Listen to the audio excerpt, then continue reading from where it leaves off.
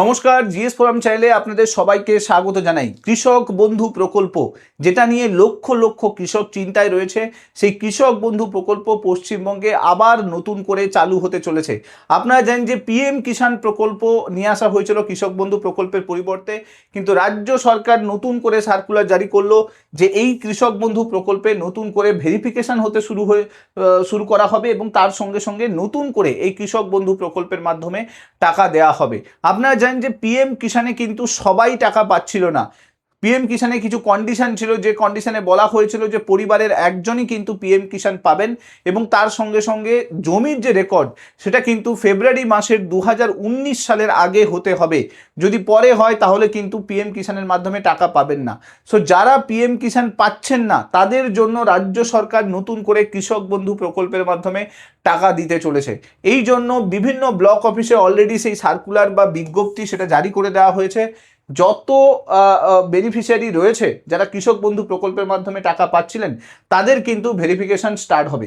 এই ভেরিফিকেশন পর্ব আপনাদের গ্রাম পঞ্চায়েত এবং ব্লক অফিস স্তরে শুরু হয়ে গেছে কাল থেকে। ভেরিফিকেশনের জন্য একটা ফর্ম দেওয়া হচ্ছে, সেই ফর্মটা আপনাকে ফিল আপ করতে হবে। আমি এখানে আপনাদেরকে ফর্মটা দেখাচ্ছি এবং কিভাবে কি ফিল আপ করতে হবে সেটাও বলে দিচ্ছি। দেখুন, কৃষক বন্ধু প্রকল্পের যে ফর্ম দেওয়া হচ্ছে সেই ফর্মের শুরুতেই কিন্তু আপনাকে কৃষক বন্ধুর আইডি নাম্বার মেনশন করতে হবে। তো আইডি নাম্বারটা আপনার কাছে যে কৃষক বন্ধুতে টাকা পেতেন তার ডিটেলস থাকবে, সেটা এখানে ফিল করে দেবেন। এরপরে আপনাকে আপনার নাম এখানে মেনশন করতে হবে। আপনি যদি কৃষক বন্ধু পাচ্ছেন তাহলে আপনার নাম মেনশন করতে হবে। আপনার বাবার নাম, অথবা যদি স্বামী থাকে তাহলে স্বামীর নাম, অথবা অভিভাবক থাকলে অভিভাবকের নাম এখানে মেনশন করতে হবে। বাড়ির অ্যাড্রেস এখানে মেনশন করবেন, এই যে জায়গাটায় বাড়ির অ্যাড্রেস মেনশন করবেন।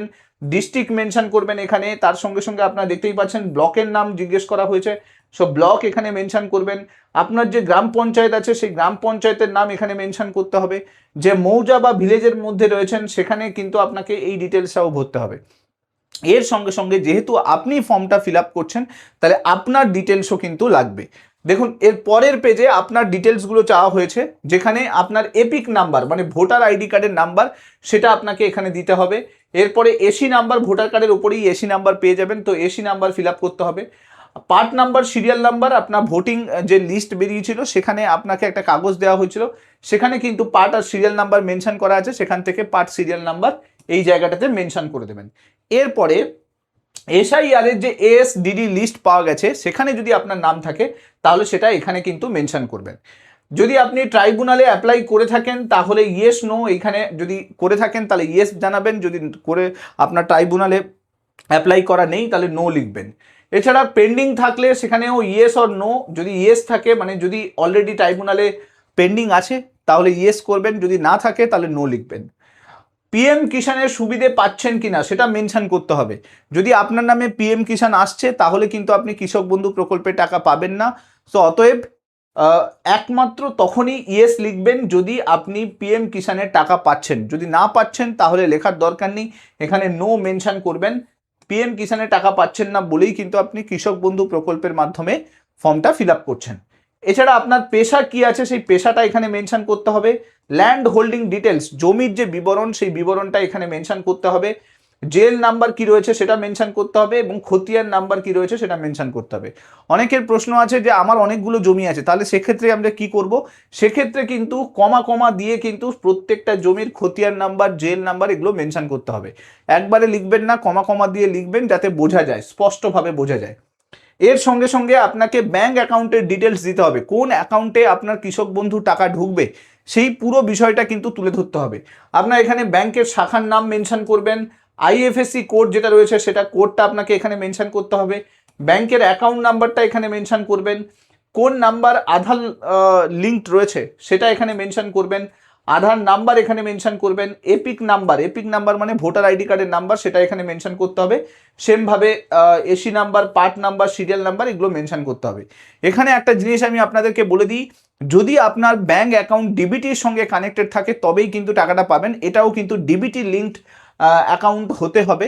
তো অবশ্যই আপনি যে মোবাইল নাম্বারটা দিচ্ছেন সেটা যেন আধার কার্ডের সঙ্গে কানেক্টেড থাকে এবং আপনি যে ব্যাংক অ্যাকাউন্টটা দিচ্ছেন সেই ব্যাংক অ্যাকাউন্টও যেন ডিবিটি লিঙ্ক থাকে। যদি ডিবিটি লিঙ্ক না থাকে তাহলে কিন্তু আপনার অ্যাকাউন্টে টাকা যাবে না, কারণ পিএম কিষাণেও ডিবিটি লিঙ্কের মাধ্যমে টাকা দেওয়া হয়েছিল, কৃষক বন্ধুতেও তাই হবে, ডিবিটি লিঙ্কের মাধ্যমেই কিন্তু টাকাটা আপনার অ্যাকাউন্টে জমা পড়বে। সো অবশ্যই ব্যাংক ডিবিটি লিঙ্কের সঙ্গে কানেক্টেড রাখবেন। এছাড়া আপনাকে আরও কয়েকটা ডিটেলস দিতে হবে, যেরকম আপনার ফুল ডিটেলস এখানে প্রোভাইড করতে হবে।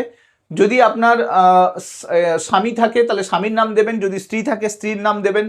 ব্যাংকের ডিটেলস তো বললাম, এটা পুরোটা আপনাকে ভরতে হবে, ব্রাঞ্চ যেগুলো রয়েছে সেগুলো সব কিছু ভরতে হচ্ছে, আধার নাম্বার, আধার মোবাইল নাম্বার। এখানে একটা জিনিস বলে দিই যে যদি স্বামী স্ত্রী দুজনের ক্ষেত্রেই যদি আপনি কৃষক বন্ধুর জন্য অ্যাপ্লাই করছেন, তো এই বিষয়ে রাজ্য সরকারের কোনো নির্দেশিকা এখনো পর্যন্ত নেই। ফর্মটা ফিল আপ করে দিন, যদি আপনি কৃষক বন্ধু পেয়েছিলেন আগে, ফর্মটা অ্যাটলিস্ট ফিল আপ করা থাকুক। কি হবে সেটা রাজ্য সরকার পরবর্তীকালে জানাবে, কিন্তু রাজ্য সরকারের স্পষ্ট নির্দেশিকা, যারা পিএম কিষাণ পাচ্ছে তারা কিন্তু নতুন করে কৃষক বন্ধু পাবে না, এটা কিন্তু স্পষ্ট নির্দেশিকা দিয়ে দেওয়া হয়েছে। আচ্ছা, এবার আসি যে এই ফর্মের সঙ্গে আপনাকে আর কি কি দিতে হচ্ছে। ব্লক অফিস থেকে ফর্মটা নেওয়ার পরে আপনি ফিল আপ করে নেবেন। ফিল আপ করার সঙ্গে সঙ্গে এই ফর্মের সঙ্গে কিছু ডকুমেন্টস আপনাকে অ্যাটাচ করে দিতে হবে, যেটা এই সার্কুলারে বলা আছে। প্রথম কথা, আপনার আধার কার্ড লাগবে, ঠিক আছে, আপনার ভোটার কার্ড লাগবে, ব্যাংকের পাস বই, যে অ্যাকাউন্টে কৃষক বন্ধু টাকাটা ঢোকে সেই পাস বই কিন্তু লাগবে, অন্য পাস বইয়ের আপডেট করে দেবেন না। তো এখানে কৃষক বন্ধু যে অ্যাকাউন্টে ঢুকছে তার হচ্ছে জেরক্স কপি আপনি দেবেন। এছাড়া জমির খতিয়ান বা পর্চা, এখানে একটু বলে দিই, খতিয়ান বা পর্চা যেটাই দেবেন সেটা কিন্তু যতগুলো জমির জন্য আপনি অ্যাপ্লাই করছেন প্রত্যেকটা জমিরই কিন্তু খতিয়ান পর্চা আপনাকে দিতে হবে, ঠিক আছে। আর সেটা যেন জমিটা যেন আপনার নামেই থাকে, তবেই কিন্তু আপনি এই কৃষক বন্ধুর মাধ্যমে টাকা পাবেন, তা না হলে পাবেন না।